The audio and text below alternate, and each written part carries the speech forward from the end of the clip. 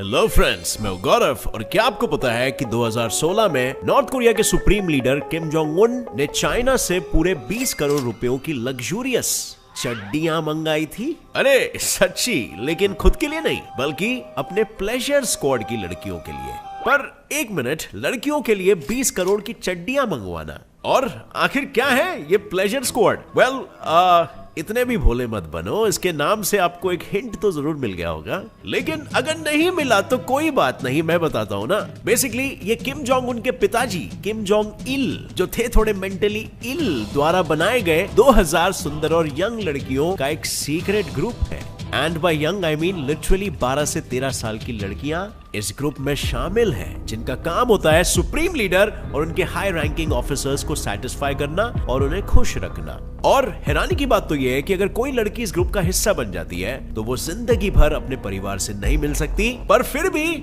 उसके माँ बाप उसे हंसी खुशी वहां पर भेज देते हैं सुप्रीम लीडर के सर्विस में। लेकिन आखिर क्यों और आखिर ऐसा क्या चल रहा है इन सीक्रेट प्लेजर स्क्वाड पार्टीज में जो हम तक नहीं पहुंच पाता? वेल, आज के इस वीडियो में हम ये सब जान के रहेंगे कि आखिर क्या है ये pleasure squad and what goes on inside north Korea's secret pleasure squad parties. Well friends, सबसे पहले तो जानते हैं कि प्लेजर स्क्वाड आखिर में होता क्या है। बेसिकली प्लेजर स्क्वाड को किम जोंग उन के पिताजी किम जोंग इल ने अपने पिता और नॉर्थ कोरिया के फाउंडर किम इल सूंग के लिए बनाया था, क्योंकि उनके एक बहुत ही इलॉजिकल और घटिया सी मान्यता थी कि अगर वो नाबालिग वर्जिन लड़कियों के साथ सोएंगे तो वो उनकी की यानी कि लाइफ फोर्स को सोख कर अपने अंदर सोख कर अमर बन जाएंगे। पर ये सारी छिचोरापंती करने के बाद भी 1994 में उसकी मौत हो गई, जिसके बाद भी प्लेजर स्क्वाड को बंद नहीं किया गया, बल्कि अभी आ चुका था उनके बेटे किम जोंग इल के हाथों में, जो हर साल 50 नई लड़कियों को इस ग्रुप में शामिल किया करते थे। और इसी के कारण आज की तारीख में प्लेजर स्क्वाड में लगभग 2000 लड़कियां शामिल हैं।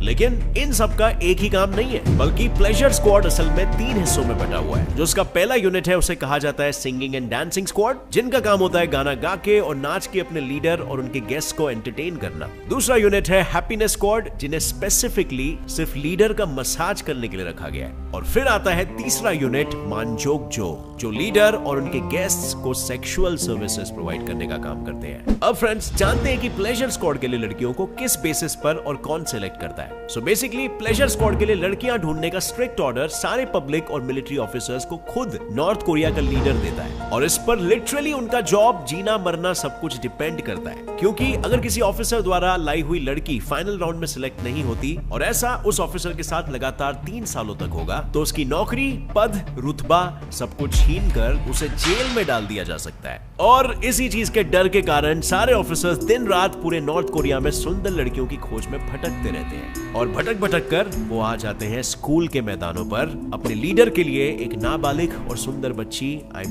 लड़की ढूंढने। अब समझो, अगर उन्हें कोई अच्छी लड़की मिल भी गई तो उन्हें सारे क्राइटेरियाज में फिट होना चाहिए ताकि उन्हें अपने लीडर की सेवा करने का सौभाग्य मिले। और सबसे पहला क्राइटेरिया है कि लड़की का सॉन्गबुन अच्छा होना चाहिए, यानी कि वो ऊंची जाति की होनी चाहिए। दूसरा कि वो एटलीस्ट स्टैंडर्ड हाइट की होनी चाहिए। पर ये स्टैंडर्ड हाइट तो एक्चुअली में चेंज होती रहती है। जैसे किम इल सुंग के राज के दौरान उनकी हाइट ज्यादा होने के कारण लड़कियों के लिए एवरेज हाइट 5 फुट 4 या फिर 5 फुट 5 या उससे ज्यादा होनी चाहिए थी। अब फ्रेंड्स, आगे बढ़ने से पहले, आजकल हर कोई बिटकॉइन और स्टॉक्स में इन्वेस्ट कर रहा है। अगर आप भी इस तरह के इन्वेस्टमेंट के लिए सही प्लेटफॉर्म सर्च कर रहे हो तो पॉकेट ऑप्शन प्लेटफॉर्म आपके लिए बिल्कुल सही है। ये एक बाइनरी और फॉरेक्स ट्रेडिंग प्लेटफॉर्म है जहां पर आप 100 से भी ज्यादा एसेट्स पर ट्रेडिंग करके पैसे कमा सकते हो। Stocks of big companies like Apple, Google, Facebook, Microsoft, और crypto currencies like bitcoin, litecoin, ethereum etcetera. आप यहाँ पर करेंसीज, गोल्ड और सिल्वर में ट्रेड और इन्वेस्ट भी कर सकते हो। इतना ही नहीं, अगर आपको ट्रेडिंग नहीं आता तो पॉकेट ऑप्शन ऑफर करता है tutorials, guide, strategies to learn. यहाँ पर आप पैसे कमा सकते हो सोशल ट्रेडिंग के थ्रू, जिसमें आप किसी एक्सपर्ट ट्रेडर को सिर्फ कॉपी करके उनकी स्ट्रेटेजीज छापे पैसे भी कमा सकते हो। Pocket option also offers you demo account to practise trading, और आपको $10,000 का वर्चुअल कैश मिलेगा प्रैक्टिस करने के लिए अपने डेमो अकाउंट में। यहाँ पर आप पैसे बड़े आसानी से डिपॉजिट या विड्रॉ कर सकते हो अपने मोबिक्विक, जियो मनी, एयरटेल मनी वॉलेट से। इवन ओला मनी, फोन पे और लोकल बैंक ट्रांसफर भी ये सपोर्ट करता है। मिनिमम ट्रेड अमाउंट यहाँ पे है $1 यानी कि 75 रुपए, और ₹0 कमीशन आपको चार्ज होता है ऑन डिपॉजिट एंड विड्रॉल। ये प्लेटफॉर्म एंड्रॉइड और एप्पल दोनों में अवेलेबल है। सो अभी डाउनलोड कीजिए, link is in the description. Start trading with Pocket Option. लेकिन किम जोंग इल और किम जोंग उन दोनों की हाइट छोटी है, जिसके कारण एवरेज हाइट को 5'3" या उसके आसपास कर दिया गया है। लेकिन कुछ चीजों के क्राइटेरियाज तो तीनों पीढ़ियों ने बरकरार रखे हैं, और वो है लड़की के शरीर पे कोई निशान या घाव नहीं होने चाहिए, उसकी आवाज बहुत ही सॉफ्ट और फेमिनिन होनी चाहिए,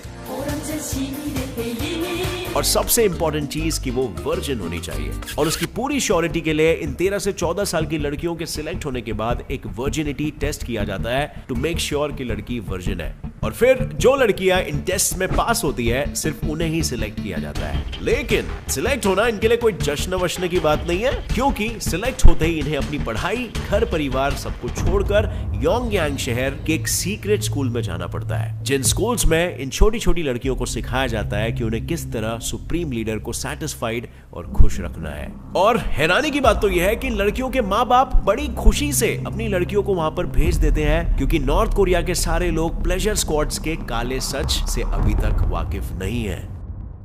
उनसे कहा जाता है कि उनकी बेटी एक सीक्रेट मिशन पर जाने वाली है और वो लीडर की और देश की सेवा करने वाली है।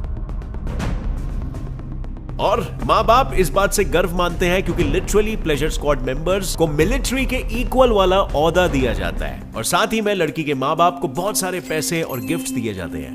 लेकिन उन्हें ये नहीं पता होता कि उसके बदले में वो अपनी बेटी की जिंदगी का ही सौदा कर रहे हैं, जिसे जीते जी तो वो अब कभी नहीं देख पाएंगे और ना ही कभी मिल पाएंगे। अब फ्रेंड्स, सवाल आता है कि आखिर ऐसा क्या होता है फिर इन लड़कियों के साथ, और क्या गुल खिलाते हैं इनके सुप्रीम लीडर्स अपने इन सीक्रेट पार्टीज में?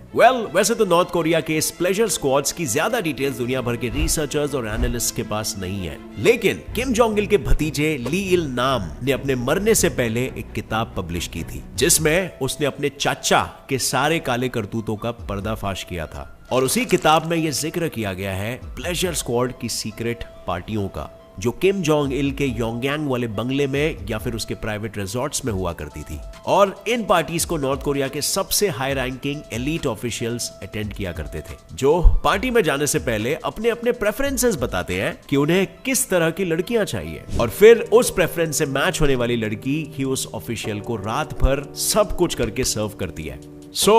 अब आपको पता है कि इन पार्टीज में क्या होता है, लेकिन ये पार्टीज कहां होती है और इन्हें कौन कौन अटेंड करता है, इसमें थोड़ी क्लैरिटी लेते हैं। और साथ ही में इन पार्टीज के अंदर असल में क्या होता है। बेसिकली शुरुआत होती है अलग अलग डांस और सिंगिंग परफॉर्मेंसेस से, जिसमें प्लेजर स्क्वाड के पहले यूनिट की लड़कियां लीडर और उनके गेस्ट को एंटरटेन करती है, और उस वक्त उन्होंने बहुत ही छोटा, ना के बराबर कपड़ा पहना होता है या बिना कपड़े के भी परफॉर्म करती है, क्योंकि उनसे कहा जाता है कि वो अपने आप को जितना एक्सपोज करेंगी उसका मतलब होगा वो उतना ज्यादा अपने देश के प्रति वफादार है। लेकिन इन परफॉर्मेंसेस में भी कई बार बीच में किम जोंग इल खुद कोई डांस कोरियोग्राफ करके उनसे कहता था कि वो इस तरह नाचे। चाचा हो गया, बस थोड़ा रेस्ट कर लीजिए वरना रेस्ट इन पीस हो जाएंगे। या कभी बीच में ही कह देता कि चलो अपना टॉप निकाल दो। यहाँ तक कि वो अपने गेस्ट को भी नहीं छोड़ता था, वो उन्हें भी स्टेज पर जाके बेली डांस करने के लिए ऑर्डर करता था। और उसकी यही पार्टी से ये साबित होता है कि वो कितना अय्याश था, जिसे महंगी दारू, एक्सोटिक खाना, डांस और लड़कियों का बहुत शौक था। वो भी उसने खुद के लिए एक मल्टी इंटरनेशनल शेफ्स का क्रू अपने घर में रखा था, और वो हमेशा प्लेजर स्क्वाड की लड़कियों को दूसरे देशों में भेजता था ताकि वो वहां का डांसिंग कराए और उसके सामने परफॉर्म करके उसे खुश करे। लेकिन सिर्फ खाना और डांस ही नहीं, बल्कि किम जोंग इल गानों का भी बहुत शौकीन था, वो भी स्पेशली साउथ कोरियन गानों का। और अगर आपको पता नहीं तो मैं आपको बता दूं, नॉर्थ कोरिया में साउथ कोरियन गाने सुनना बैन है, जिसके लिए लोगों को जेल, यहाँ तक कि पब्लिकली एग्जीक्यूट भी किया गया है। पर बेचारे नॉर्थ कोरिया के लोगों को कहां पता था कि साउथ कोरियन गानों का सबसे बड़ा फैन तो उनका खुद का dear leader Kim Jong Il ही था, जिसका असली रूप तो तब सामने आता था जब रातें और गहरी होने लगती थी और शराब का नशा उस पर हावी होने लगता था, और तब वो खेलता था अपना फेवरेट गेम, जिसमें हारने वालों को एक एक करके अपने कपड़े निकालने पड़ते थे, और फिर चाहे वो लड़की हो या उसके खुद के गेस्ट्स। और बिल्कुल वैसे ही एक दूसरे गेम में हारने वाले आदमी को खुद का सर शेव करना पड़ता था और लड़कियों को अपना प्राइवेट पार्ट। सोचकर ही बड़ा अजीब लगता है, न जाने कैसे कैसे घिनौने और जुल्मी काम वो छोटी छोटी लड़कियों से कराता था और क्या बीतती होगी उन पर।